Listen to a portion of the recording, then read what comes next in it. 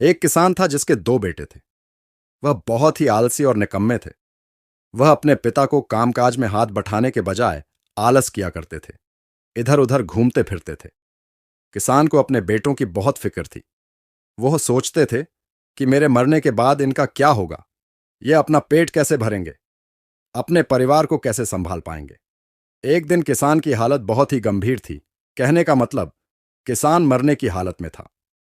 तभी किसान ने अपने दोनों बेटों को बुलाकर उनसे कहा कि हमारे खेत में एक खजाना गढ़ा हुआ है, लेकिन वह किस जगह है उसकी जानकारी मुझे भी नहीं है। लेकिन खोदने बाद तुम्हें वो खजाना मिल जाएगा। इतना कहकर किसान भगवान को प्यारे हो गए।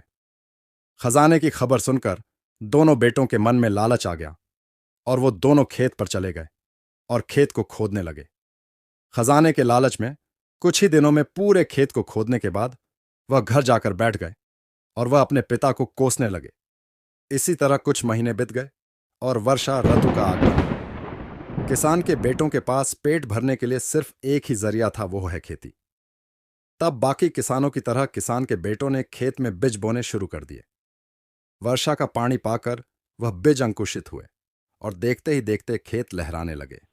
ऐसा लग रहा था कि हवा के झोंके से लहरा रहा था। यह देखकर किसान के बेटे बहुत खुश हो गए। उनको समझ आ गया कि परिश्रम ही सच्चा धन होता है, और वो उसी तरह से अपने पिता के शब्दों का मोल भी समझ गए और अपने कामकाज में लग गए।